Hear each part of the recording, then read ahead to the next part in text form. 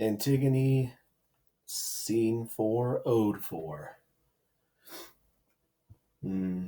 All Danae's beauty was locked away in a brazen cell where the sunlight could not come. A small room, still as any grave, enclosed her.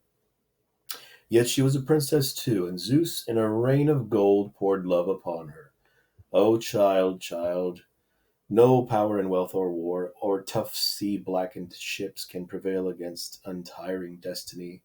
And Dryas' son, also that furious king before the gods prisoning anger for his pride. Sealed up by Dionysius in death's stone, his madness died among echoes. So at the last he learned what dreadful power his tongue had mocked, for he has profaned the revels and fired the wrath of the nine implacable sisters that love the sound of the flute. And old men tell a half remembered tale of honor done, where a dark ledge splits the sea and a double surf beats on the grey horse shores. How a king's new woman, sick with the hatred for the queen he had imprisoned, ripped out his own two sons' eyes with her bloody hands, while grinning Ares watched the shuttle plunge. 4 times 4 blind wounds, crying for revenge. Crying tears and blood mingled, piteously born, those sons whose mother was the heavenly birth. Her father was the god of the north wind, and she was cradled by gales. She raced with young colts on the glittering hills and walked untrammeled in the open light. But in her marriage, deathless fate found means to build a tomb like yours for all her joy. Okay, what is it saying? This ode is proclaiming some historical Greek stories like Dryas and his son, and King Phineas and his sons and his wives. And basically, all you need to know is that this part is just saying that historically, there's a lot of bad things that happened when family would get angry at each other, and it never really ended very well. It ended really badly, actually.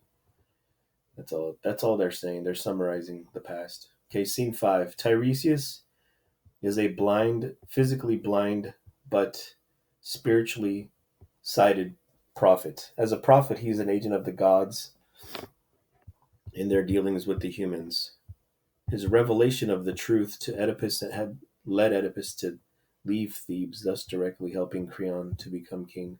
So Tiresias comes to King Creon finally. Enter blind Tiresias, led by a boy. The opening speeches of Tiresias should be in sing-song contrast to the realistic lines of Creon. This is the way the blind man comes, princes, lockstep, 2 heads lit by the eyes of one. What new thing have you to tell us, old Tiresias? I have much to tell you. Listen to the prophet, Creon. I am not aware that I have ever failed to listen. Then you have done wisely, king, and ruled well. I admit my debt to you, but what have you to say? This, Creon, you stand once more on the edge of fate. What do you mean? Your words are a kind of dread. Listen, Creon, I was sitting in my chair of augury at the place where the birds gather about me, and they were all a chatter as their habit, when suddenly I heard a strange note in their jangling, a scream, a whirring fury. I knew that they were fighting, tearing each other, dying in a whirlwind of wings, clashing, and I was afraid. I began the rites of burnt offering at the altar, but Hephaestus failed me. Instead of excuse me, instead of bright flame, there was only the sputtering slime of the fat thigh flesh melting, the entrails dissolved in a grey smoke. The bare bone burst from the welter, and no blaze. This was a sign from heaven. My boy described it, seeing for me as I see for others. I tell you, Creon, you yourself have brought this new calamity upon us. Our hearths and altars are stained with the corruption of dogs and carrion birds that glut themselves on the corpse of Oedipus' son.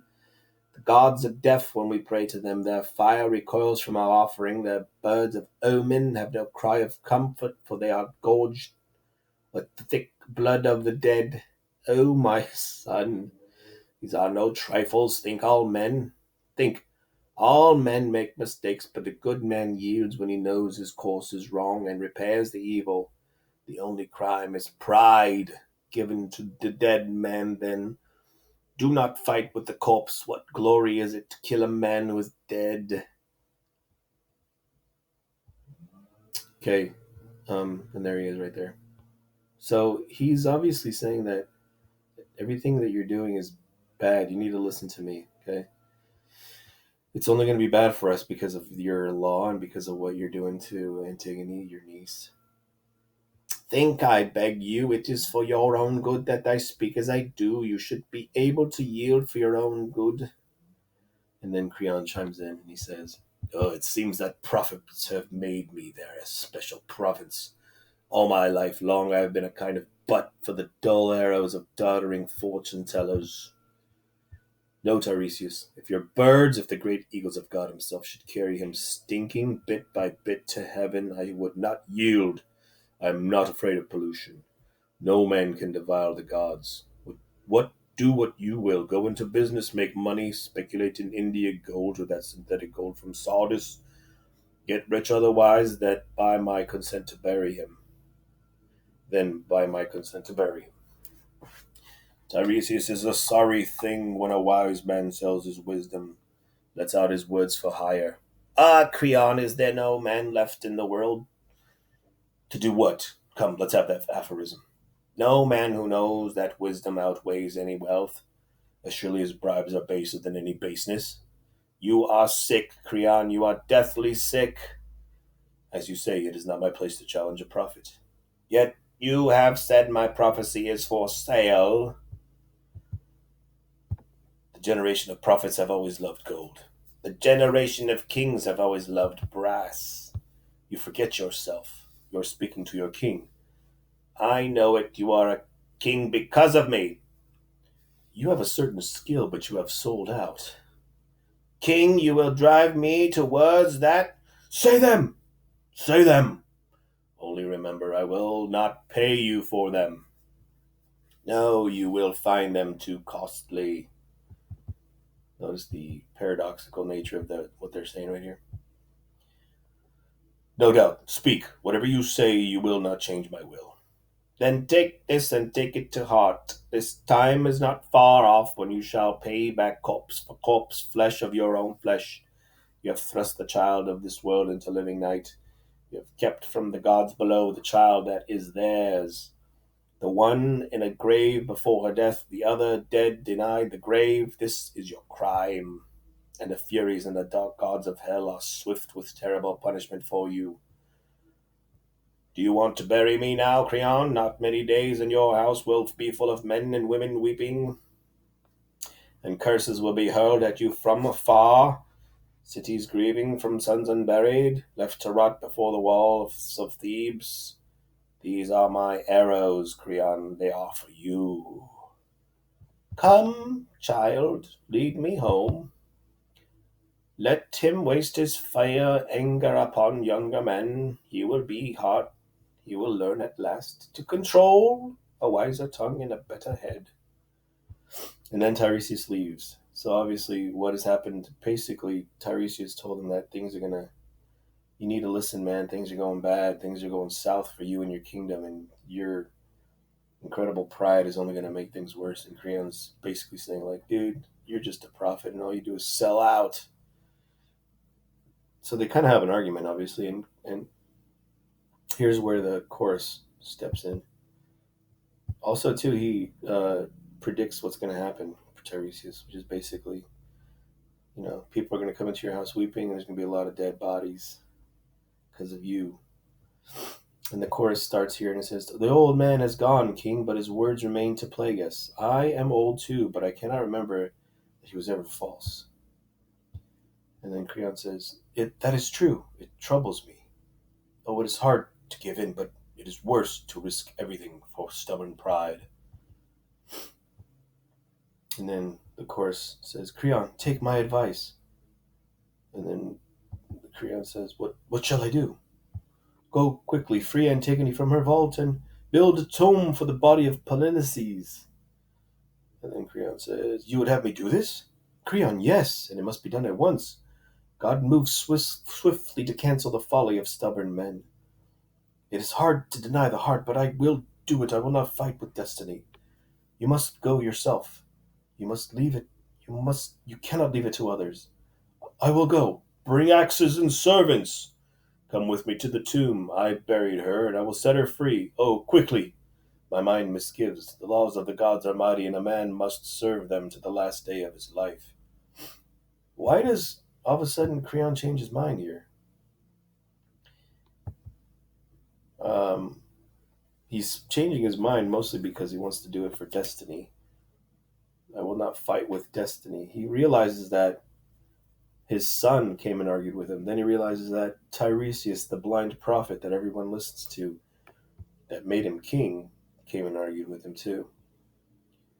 So Creon is kind of like, oh man, probably he waits for everybody to leave and then he changes his mind so that he doesn't give in to people's. Okay, we'll read the Paean, and then the Paean is basically a hymn that is an appeal to the gods for assistance. In this Paean, the chorus praises Dionysius or Iacchus and calls on him to come to Thebes to show mercy and to drive out evil. All right, I'll read this real quick and then we'll stop. God of many names, O Iacchus, son of Cadmon Semele, O born of the thunder, guardian of the west, regent of Elysius' plain, O prince of Maenad, Thebes, and the dragon field by rippling Ismenus, God of many names, the flame of torches flares on our hills. The nymphs of Iacchus dance at the spring of Castalia from the vine-close mountain. Come, come in ivy, Ewohe, Ewohe, sings from the streets of Thebes, God of many names, Iacchus of Thebes, heavenly child of Semele, bride of the thunder, the shadow of plague is upon us. Come with clement feet, O come from Parnassus down the long slopes across the lamenting water. Io, fire, chorister of throbbing stars, O purest among the voices of the night. Thou God of Son of God, blaze for us. Come with choric rapture of circling Maenades. Who cry to Io, Iake, God of many names? Basically, this is just saying this whole paean is celebrating that he changed his mind, that Creon changed his mind. So they're kind of praying to Dionysius, who and Cadmus, who basically are, you know, thunder and whatnot in Greek history. So we'll start tomorrow, or we'll finish it with Exodus in the end of scene 5.